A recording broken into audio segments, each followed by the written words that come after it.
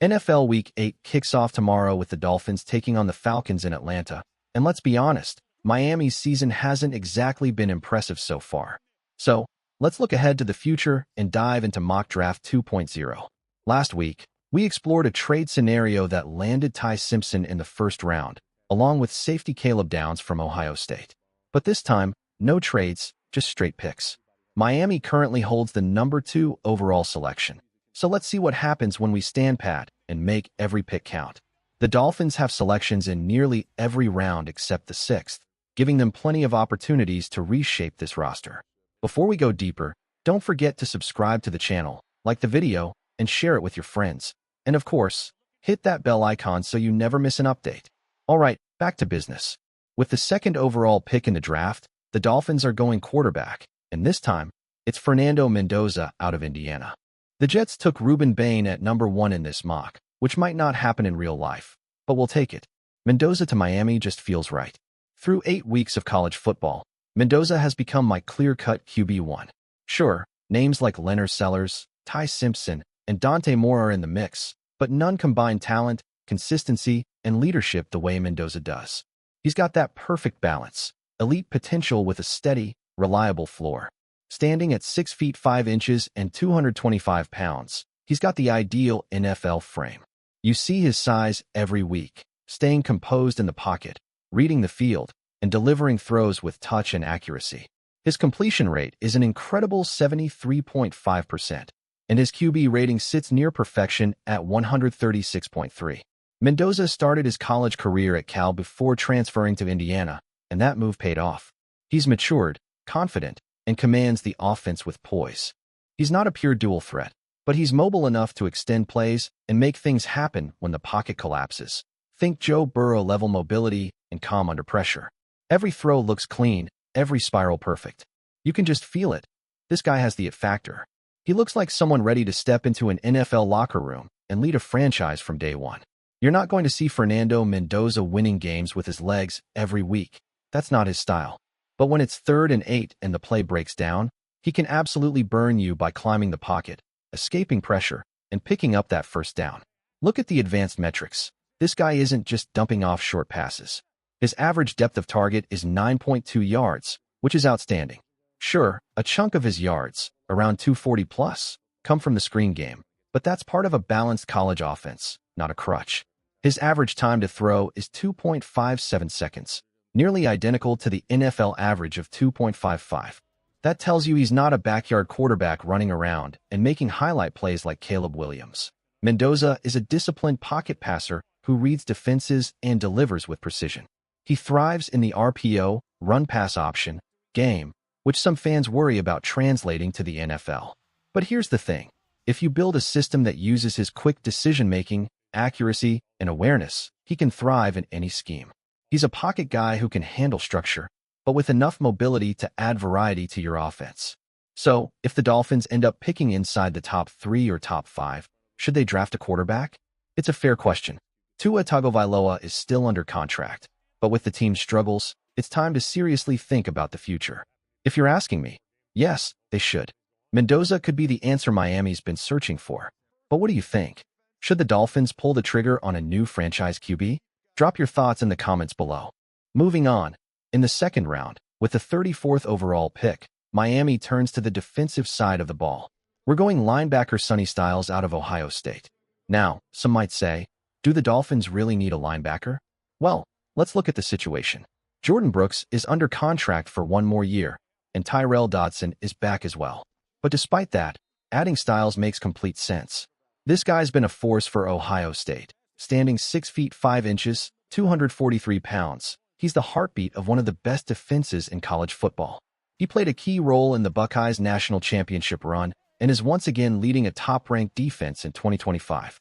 Last season alone, Styles racked up over 100 tackles, 6 sacks, and 10.5 tackles for loss. He's physical, smart, and relentless. Simply put, he's the kind of player who makes your defense instantly better. And at this point, that's exactly what Miami needs, pure talent and toughness.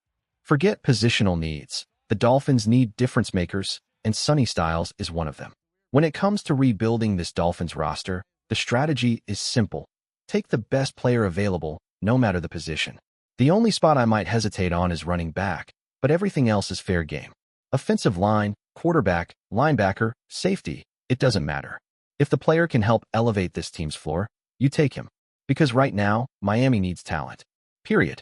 Now, heading into the third round, the Dolphins return to the offensive side of the ball with the 66th overall pick, selecting tight end Michael Trigg out of Baylor.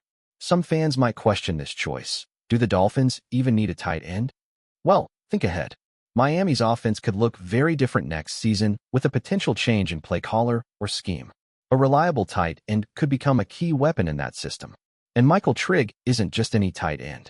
Standing 6 feet 4 inches and weighing 240 pounds, he's a monster on the field, strong, athletic, and already having the best season of his college career. Through just 7 games, he's surpassed all his previous numbers and become one of Baylor's most reliable playmakers. When you turn on the tape, he pops off the screen.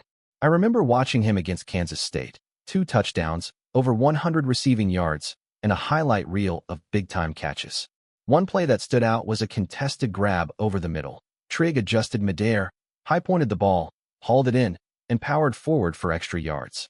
Then, later in the game, he made another insane one-handed catch on a deep route down the sideline. His body control and hands are elite. Trigg is the definition of a matchup nightmare. He's big enough to block, fast enough to separate, and skilled enough to make circus catches look routine.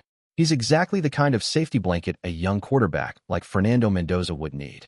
And that's the key. When you draft a young QB, you want to surround him with players who make his life easier, especially on crucial downs and in the red zone. Throughout NFL history, we've seen rookie quarterbacks find confidence and rhythm by throwing to reliable tight ends. Trigg could become that guy for Miami, a dependable, physical, and dynamic target right in the middle of the field. This is the kind of move that helps a young quarterback grow and helps a struggling team find its identity again. The Dolphins have made some bold moves already, but there's more work to do as we continue through this mock draft. Remember, rebuilding a roster isn't about one perfect pick.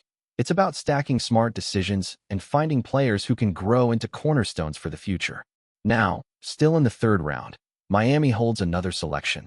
This one coming from last year's trade with the Houston Texans. With this pick, the Dolphins address a critical need in the secondary, selecting cornerback Keith Abney II out of Arizona State. Abney is one of the most underrated defensive backs in college football right now. Standing at 6 feet 0 inches and 190 pounds, he's got the size and instincts to play on the outside. A true junior, he still has room to grow, but his play this season has been eye-catching. For the Sun Devils, Abney has allowed just 47.4% completions when targeted. That's lockdown-level coverage. He's recorded 5 pass breakups, 1 interception, and held opposing quarterbacks to a 47.8 passer rating when throwing his way. That's elite production for a young player who's only getting better. And here's the truth. Miami desperately needs help at cornerback. With Rasul Douglas and Jack Jones both on one-year deals, there's no long-term security at the position.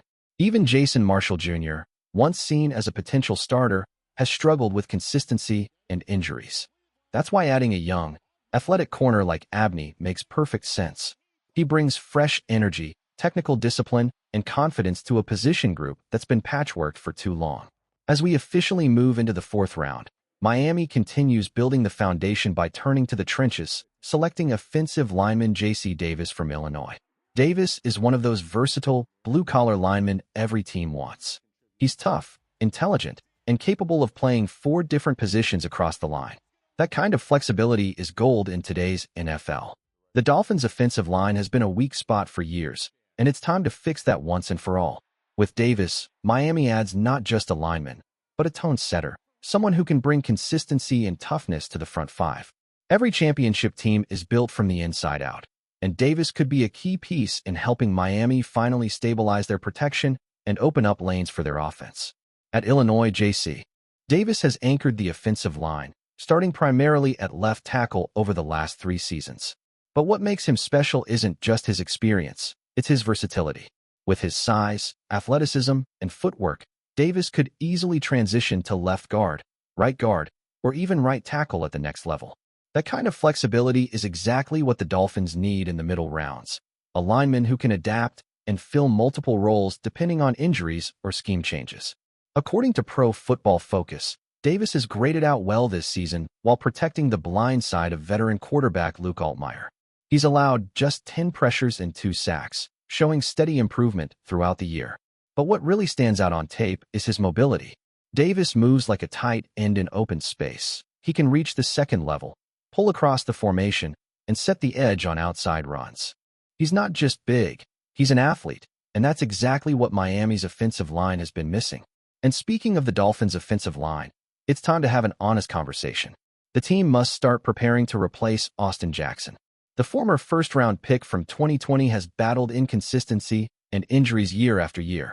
After shifting from left tackle to guard and then to right tackle, he's shown flashes but hasn't been able to stay healthy. He's missed 7 games last year and 7 already this year. With only 1 year left on his deal, Miami can't afford to keep hoping he'll suddenly turn the corner.